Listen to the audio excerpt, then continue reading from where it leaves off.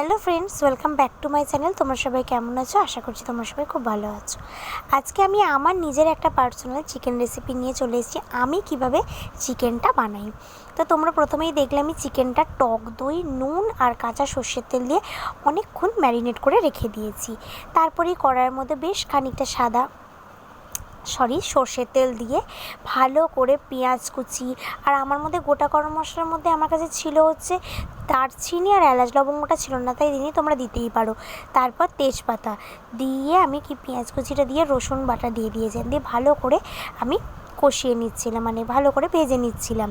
তারপরে দেওয়ার পর আমি কী করেছিলাম, এর মধ্যে দিয়ে দিয়েছিলাম আদা বাটাটা ভালো করে দিয়ে আমি ভেজে নিয়েছিলাম যতক্ষণ না কাঁচা গন্ধটা চলে যাচ্ছে। আমি হয়তো ভিডিওর অনেক কিছু ক্লিপ তুলতে পারিনি, কিন্তু বাট আমি পুরো ডিটেলসে বলে দেবো আমি কী কী দিয়েছি। তো তারপরে ভালো করে আমি কষিয়ে নিয়েছি। তারপরে আমি নানা রকম মশলাও অ্যাড করে দিয়েছিলাম, যেমন হলুদ গুঁড়ো, জিরে গুঁড়ো, কাশ্মীরি লঙ্কা গুঁড়ো, তারপর ধনে গুঁড়ো। তারপরে এর মধ্যে আমি লঙ্কা বাটাও দিয়েছিলাম, মানে আমি কাঁচা লঙ্কা শুকনো লঙ্কা দুটো একসাথে পেস্ট করে দিয়েছিলাম।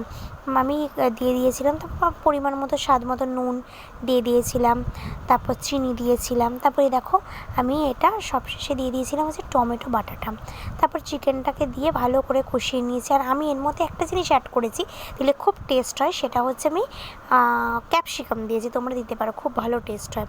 তো দিয়ে আর আমি ওর মধ্যে কাজু, চারমগজ, পোস্ত বাটাও দিয়েছিলাম, দিয়ে ভালো করে আমি কষিয়ে নিয়েছি। দেখো ভালো করে, এই হচ্ছে আমার ফাইনাল রেজাল্ট। তোমরা এইভাবে বাড়িতে বানিয়ে দেখো, খুব টেস্ট হয়।